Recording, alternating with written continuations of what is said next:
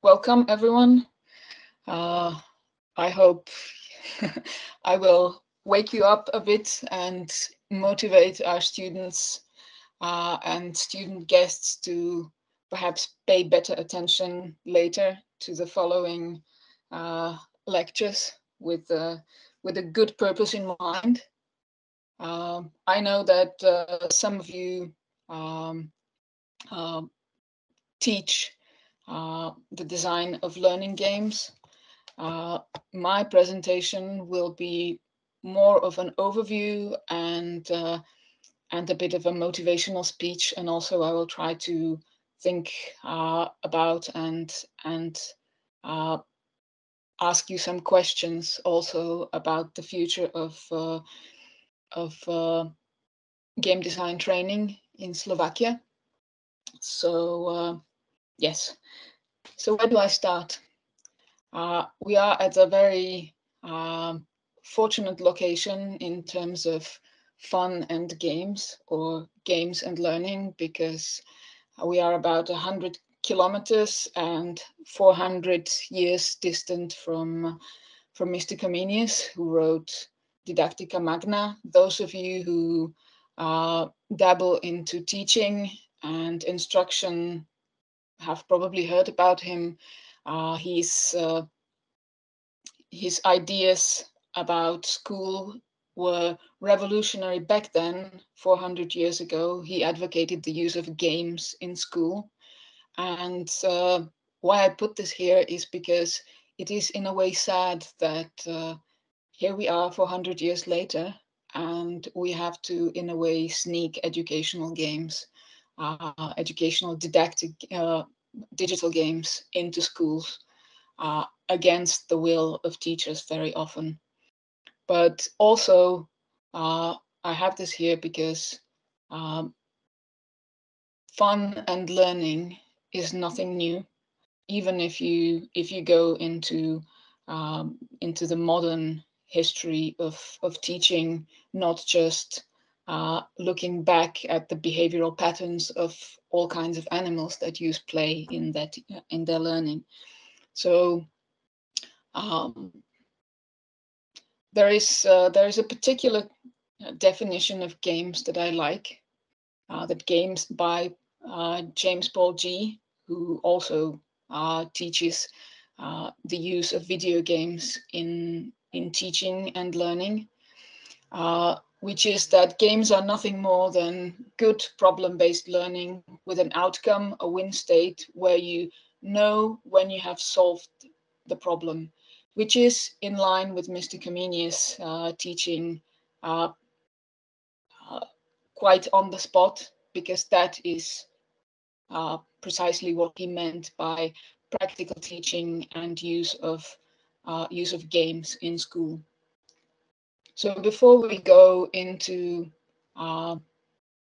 educational games and games designed for social impact specifically, I would like for you to spend at least, let's say, 5 seconds thinking about what you have learned from games that are not designed for this purpose. So fun games.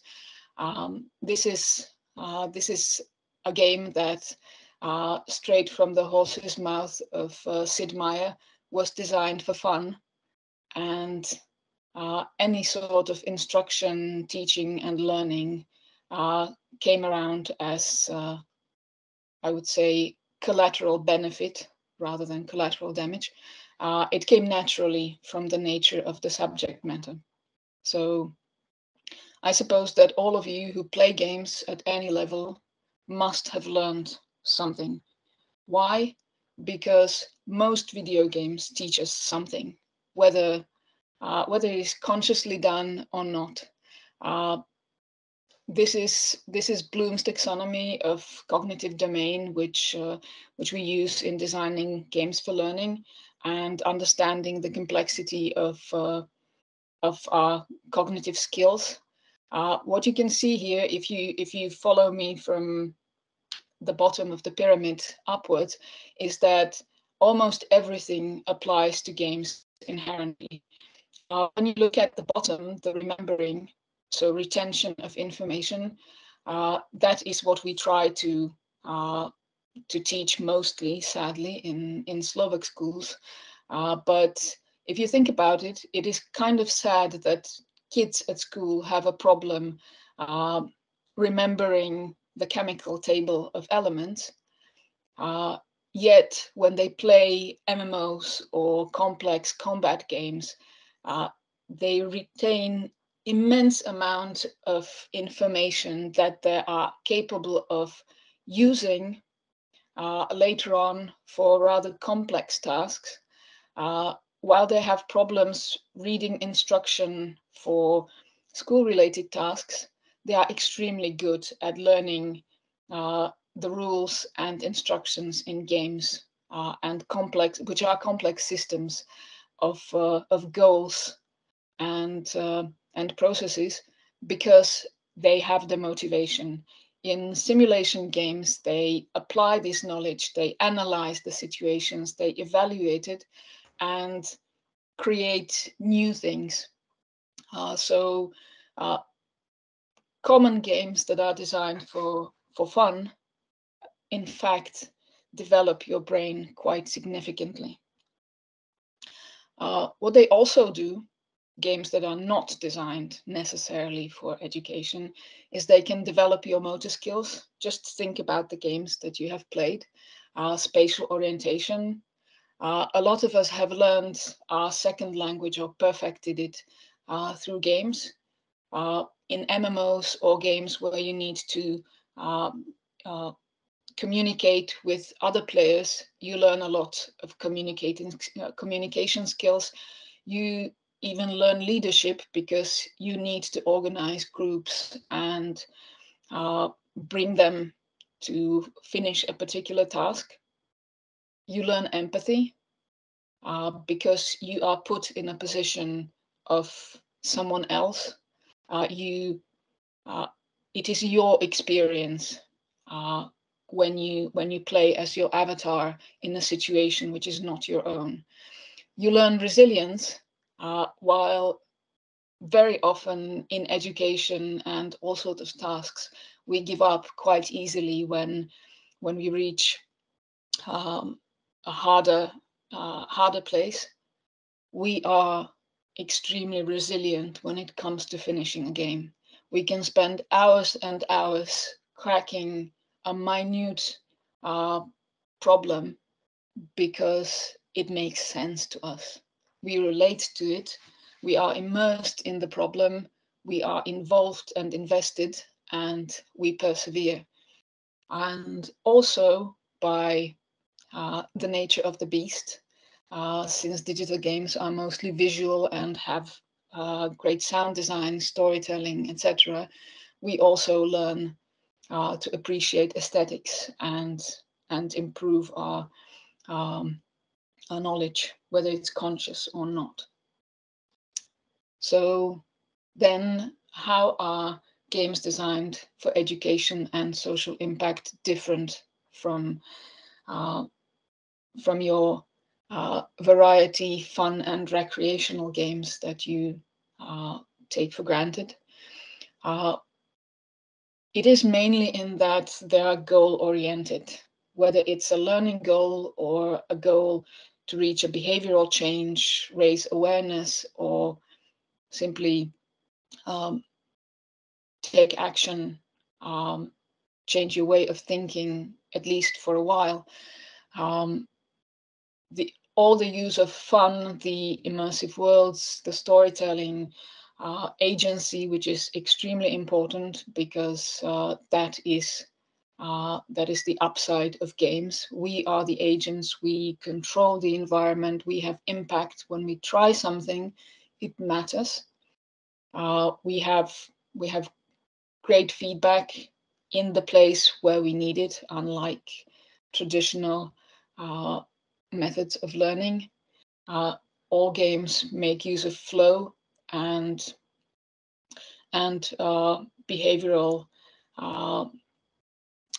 characteristics and tools, but they use it for a specific purpose. So everything is goal-oriented. Everything needs to be in line to reach this. Also, what they do better than those incidental learning games, as some of them happen to be really learning games and do have impact, is that they carefully match all the learning goals and the behavioral impact goals with the gameplay elements, whether it is by actually teaching the particular skill, whether it's evaluation of information, whether it's use of tools, or learning a particular sequence of behaviors.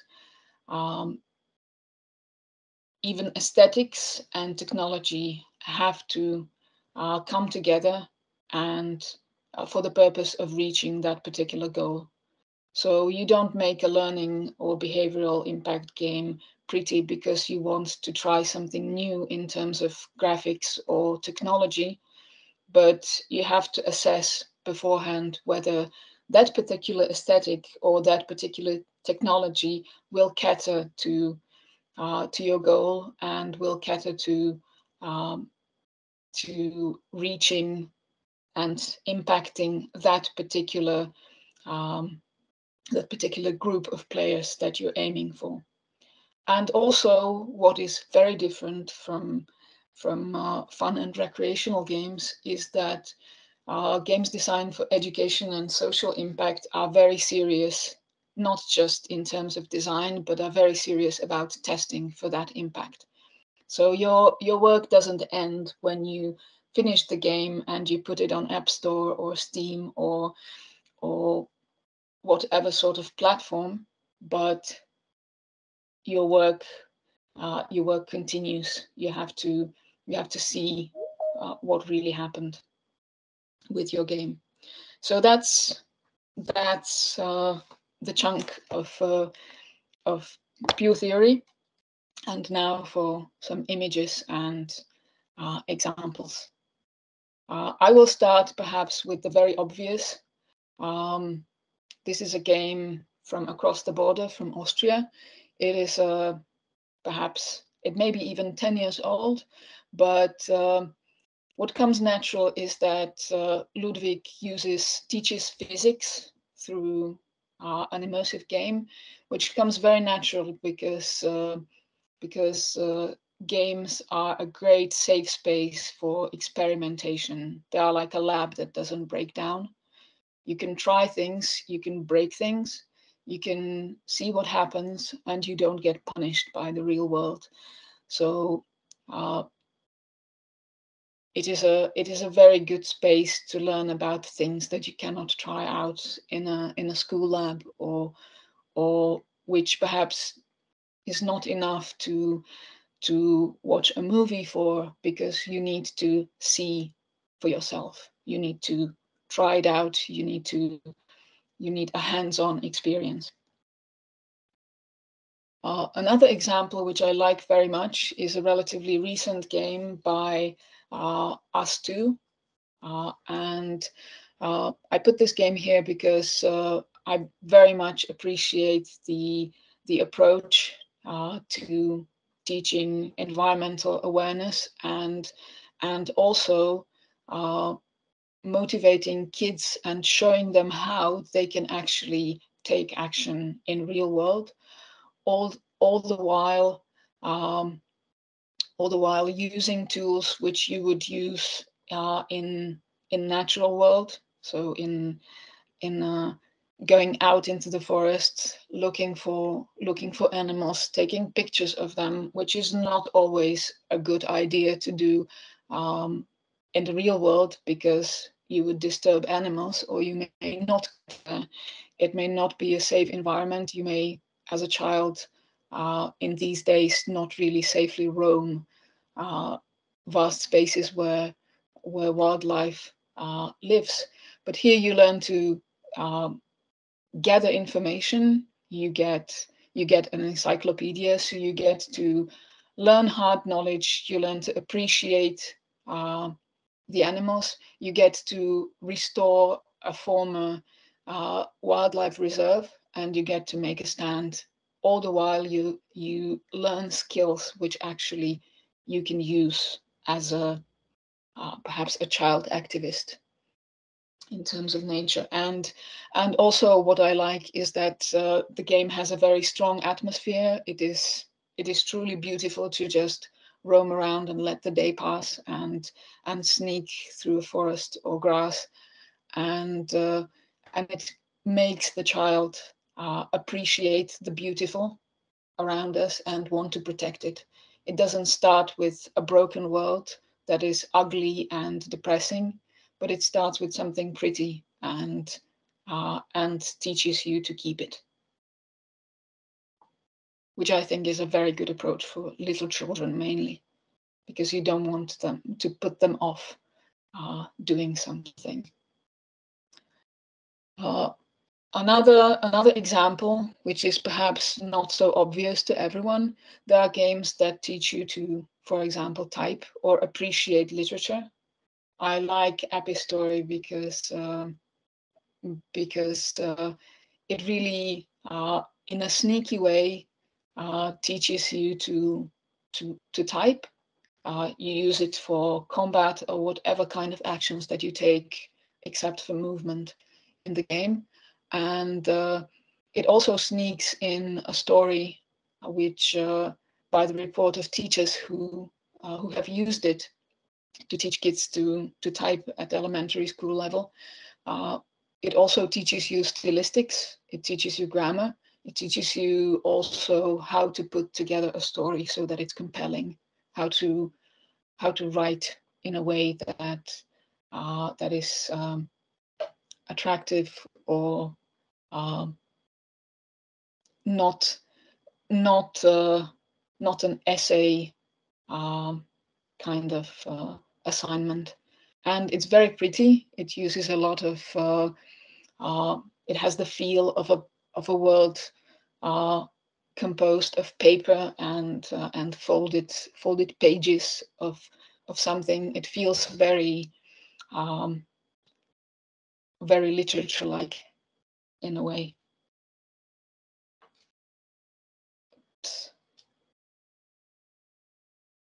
Well, here there should have been a slide. Somehow it doesn't show, but never mind.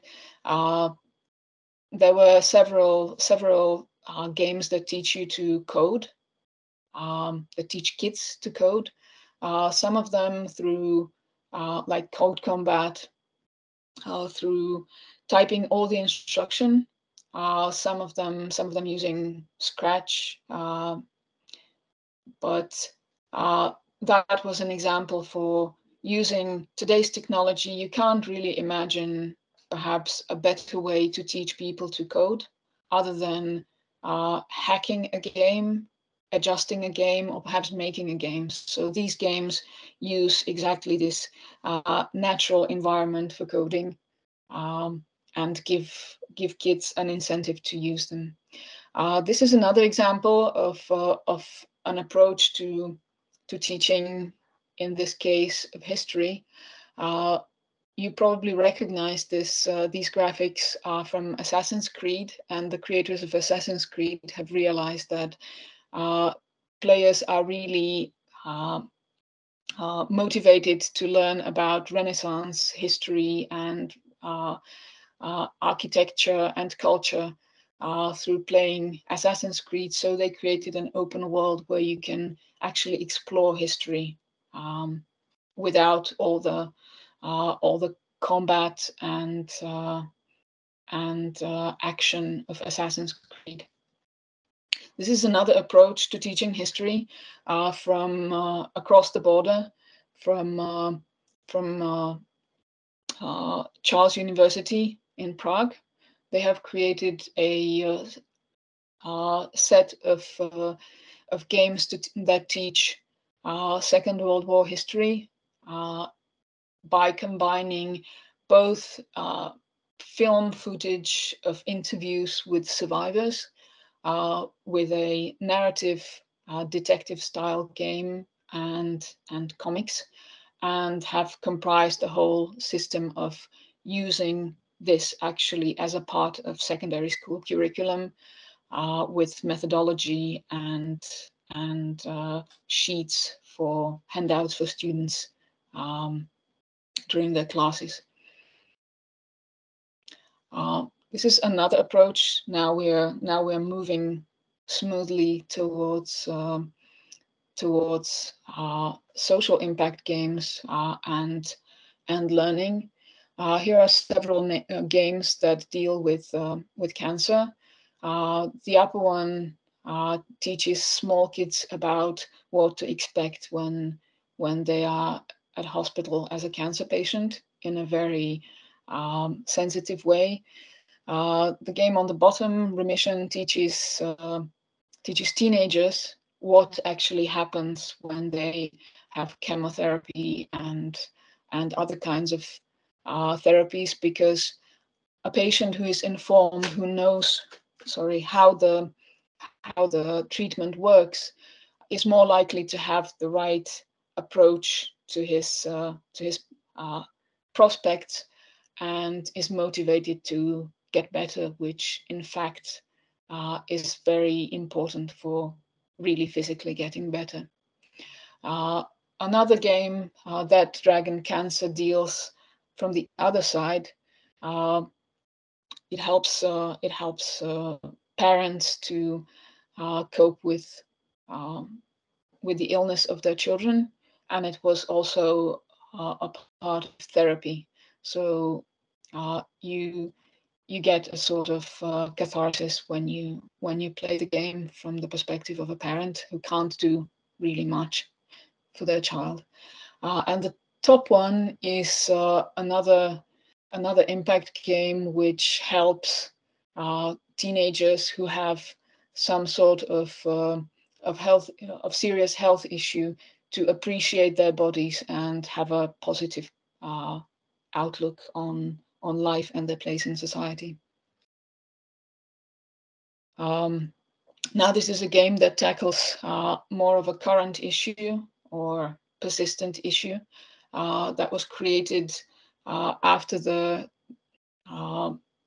wave of immigration from Syria, where it was quite obvious that a lot of Europeans had no empathy, sympathy, or will to accept refugees, and were in a way dehumanizing these people and treating them not as really as people who have needs and real motivation to leave their homes. So this was a text-based, story-based game that makes you experience the journey from the perspective of a young woman, Noor, who leaves her home and all the time communicates with her husband or fiance, and you learn to appreciate all the hardships that, whether they are physical or emotional or societal,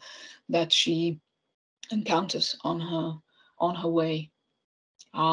What I like about this game particularly is that the medium that it uses, just like this game, about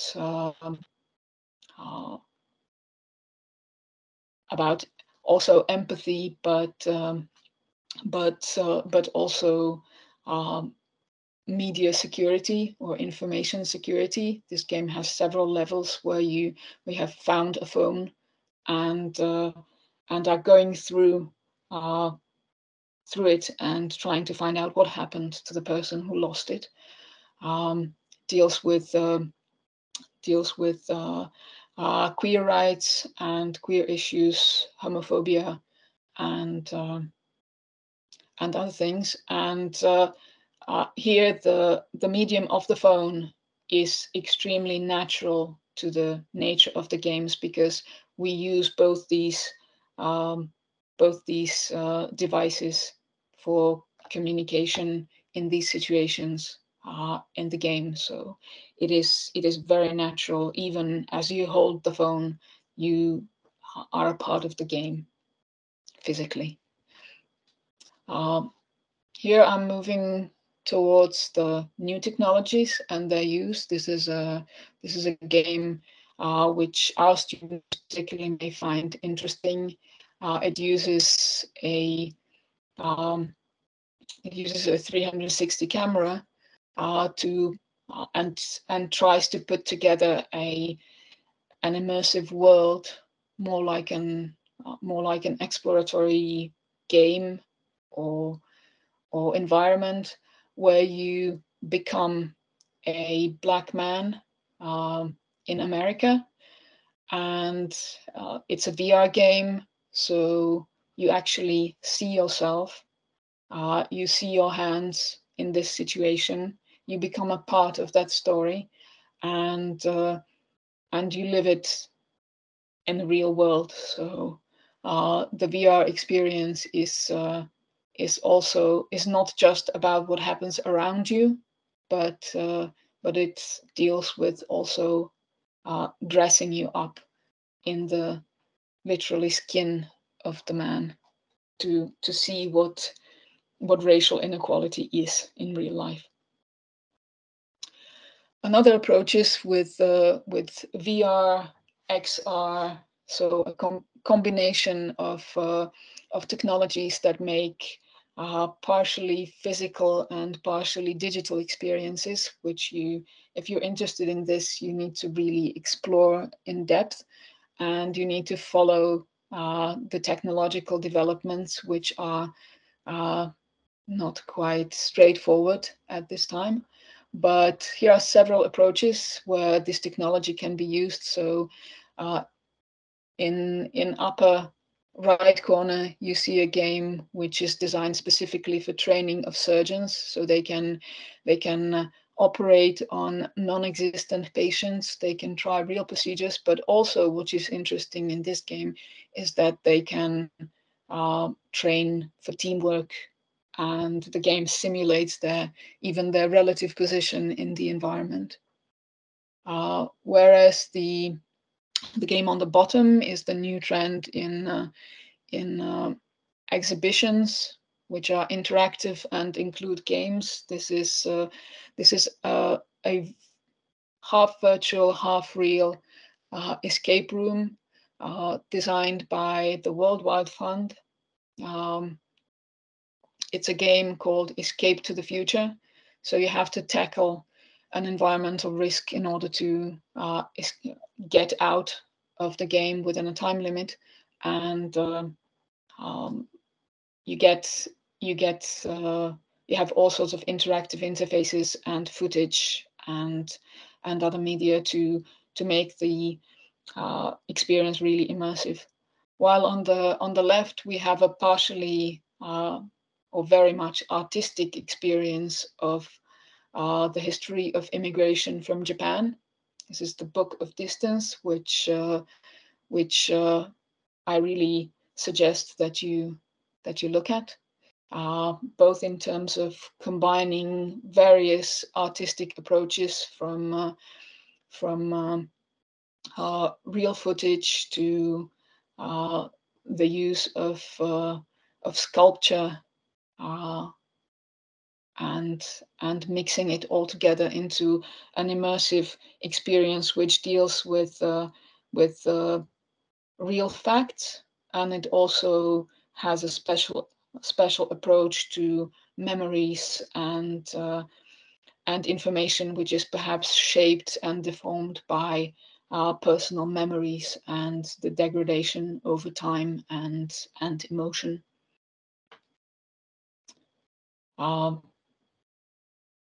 This is another approach to impact. The impact of the games does not necessarily have to be just about changing the player. This is a game developed by Deutsche Telekom.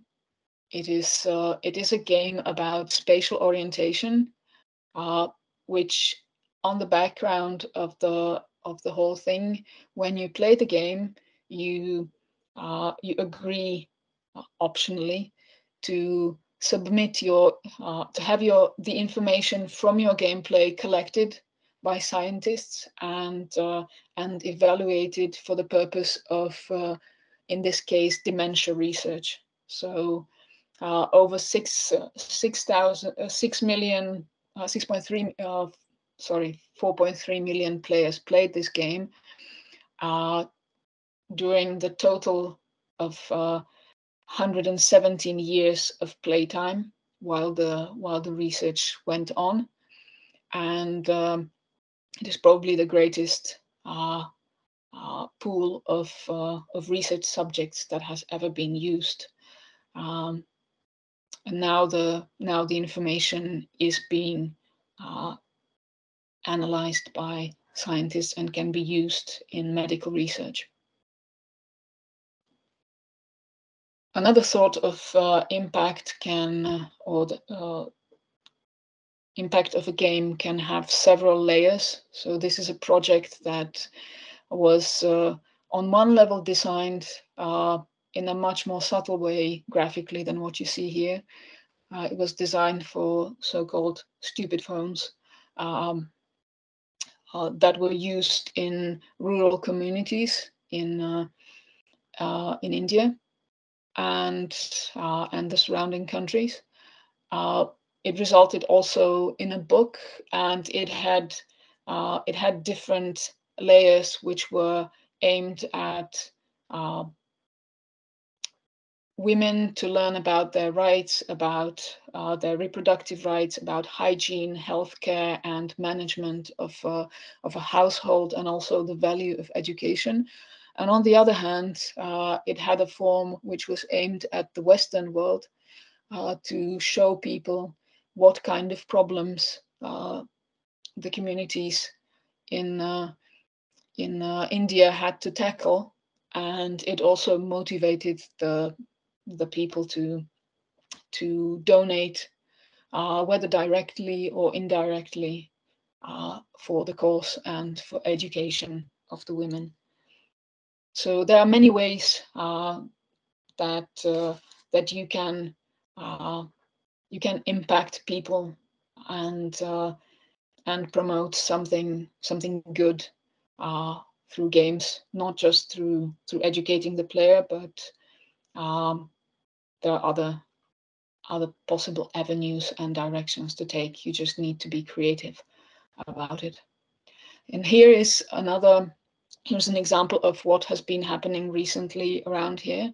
This is a project, a game jam that we, several small studios and an NGO and the Slovak Developers Association put together within about 2 weeks of the outbreak of war in Ukraine, with the aim to, on one hand, help Ukrainians fleeing from their homes. So whether by inspiring empathy in the receiving countries, or by motivating people to donate. So we have created a web page to go with the project where you can, when you play the games and you like them, or even you don't play the games, but you are a gamer and this is the channel that you appreciate, you can access various causes where you can contribute.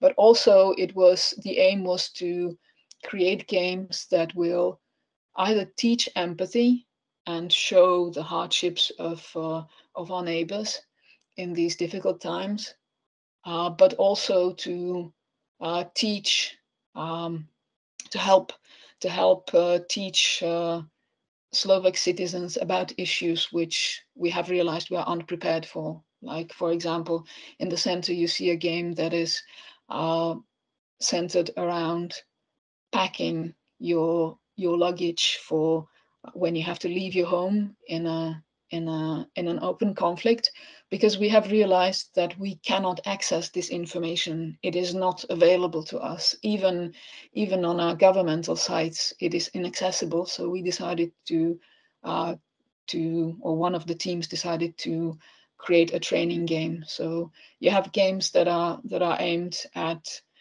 seeing the life of civilians, or even the game on the bottom is about mental health of people in Slovakia, how to deal with your abilities, limited abilities, or inability to do something that will make a difference. And Then there are games that cope with the distribution of information and fake news, whether from the point of someone just watching the news, or on the left, on the right, from the point of a Russian soldier who doesn't know where he's going, and he's getting different information through his own mother. So this was a project that we also created, which we have to admit, in order to feel better ourselves. So it was a form of therapy even for the creators, because for that time it took about 2.5 days, and then perhaps some 4 days, 4 evenings of finishing up the project. So for this time we had a feeling that we were using our skills in a meaningful way that can help someone actually. So here we get to the last part. I hope I still have time. Not much, but very quickly. This is all nice and good, but I have made Mr. Comenius ask again, what is the state of educational and social impact games design training in Slovakia 400 years later? Since we know how to make games, we do make these kind of games in Slovakia. But sadly, if you think about it, in Slovakia, you have no options if you want formal training to study the design of this kind of game specifically, which I'm sure colleagues who teach the design of games for learning can tell you that it is a much more complex beast than your common variety game design. So we have made several attempts. This is one informal teaching project that has just finished in January, so it's no longer continuing. It was aimed at teaching young people, from secondary school students to university students and young professionals, how to make games in a complex way. So it was project-based learning. And we realized after some time that it was actually quite interesting to give the students an increased level of complexity and giving them a better purpose. So the projects that some of them had to work on were of an educational character. So they had to communicate with subject matter experts, and they had to consciously guide their design to this specific goal. And oddly enough, even though they had to make a pragmatic design, you could say, they couldn't do anything they wanted just for fun and see how it works. But in some way, they were much more motivated to finish their projects, to spend the time and even work on them after the program was finished. So this is, for example, one of the games that was created. It's a game, again, about immigration, but it was aimed at secondary school students in Slovakia. And it was supposed to show them the hardships of the immigrants on their way from a bad situation towards something better. And it was also meant to show them what kind of impact the decisions can make, hence the name Dilemma, because Aaron, as he leaves his home, is beset by a cluster of dilemmas along the way. And what happened is that this game was recognized by UNHCR and now has also a methodology, a booklet for teachers at secondary schools, and they can use it while teaching civics and history. So a note to our students, as the last part of my presentation, is why should you develop educational and social impact games during game design studies? whether it is your specialization or whether you're considering taking on such a project, even at our school, for whatever level of study. One thing is that you gain, if you like problems, you gain a different scope and practicality of the project. So you have a straight aim, you know what you're doing, and you have also the light at the end. You have the goal, which is your, as a game designer, it is one of your favorite words. So you have a very well-defined goal. There is an added complexity in design, not just of the game, but also in terms of teamwork and in terms of testing, because you're not only testing whether the game works, whether it doesn't crash or players don't get stuck, but you also test whether it actually works in terms of your goals. While you're at academic soil, you have great space for experiment with technology and with different media, which you will find out later that it's not so easily accessible all the time. And one of the many things that you have an advantage with is you have time for development, for research, and for assessment, and a time to also cooperate easily, or much more easily, with other students from other fields that you need to put together your game. So whether it's programmers, whether it's music students, or whether it's teachers in training, or subject matter experts, it is much easier right now. And also a thing that is very crucial in terms of game development is funding, which you may have better access to while you're students. So please consider it. Please consider the possibility that your projects, even study projects, can have a positive effect on society around you. Art does in general, but there is an added value. And last but not least, with an asterisk, working on a project for a good cause makes you happy, which is a very important thing in these times. What do I mean about by it makes you happy? It makes you persevere with the project. It makes you move on and conquer your problems, because you know that when you finish the task, at the end, there is the big light at the end of the tunnel, because someone will tell you that this thing that you have made makes a difference. And it is really a good feeling to tide you over the bad times. That's it. Thank you. Okay. Thank you very much, Tatiana Zacharovská.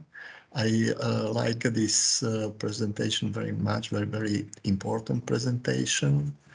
And by dramaturgy of our conference, there is time for several questions.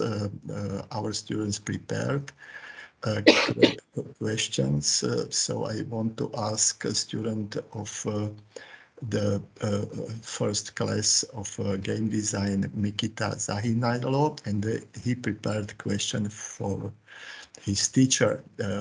Mikita is a student from Ukraine, I have to tell, if we spoke about empathy one moment before. So please, your question. Okay, good morning, everyone. And question, do you think there will be a lesson in future school where everyone will play video games? I hope so. I hope so, but The problem is manifold. Something that we don't think about that much when we create games for fun is the practicality of the implementation into the classroom, because it may be easy when you create the game that the students can just pick up and everything is finished. The teacher can just tick off, okay, we're now doing this subject matter. You play this game for, say, 20 minutes or 30 minutes, and then we will talk about what you have learned. Then it would be easy. But for example, we have found out that we wanted. I'm now working on a geography game for secondary schools, and we wanted to tackle political geography. And what we found out was that the teachers have exactly 1 hour donation per the whole of secondary education for this topic. So the teacher cannot bring a game about this into school. And it very much depends also on what kind of teachers, because, for example, with the Assassin's Creed spin-off, the teachers who use it have to get quite a lot of training and have to dedicate quite some time to learning how to work with it and designing their curriculum around it. So hopefully it will get better, and hopefully there will be more cooperation between the creators of educational game and our wonderful Ministry of Education in the future, because that is really what will matter the most in this case. Okay, thank you for your answer. And the next question will put Samuel Kocak, student the 2nd class of game design. Samuel, your question. Hello, can you hear me? Yes. Yeah. So, okay, so my question would be, do you see educational games playing a bigger role in our educational system in the near future? Definitely. And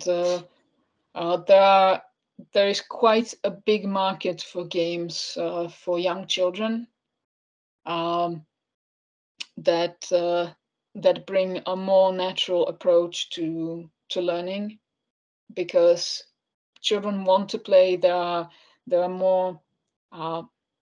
Everyone wants to play. You want to play. You spend quite a lot of time immersed in games.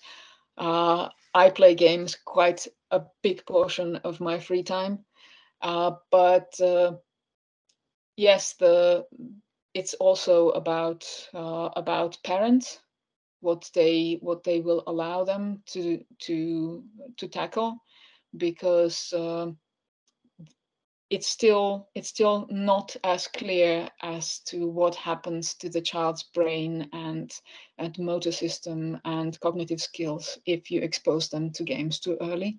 So even here you can notice that research, psychology, neuroscience is involved.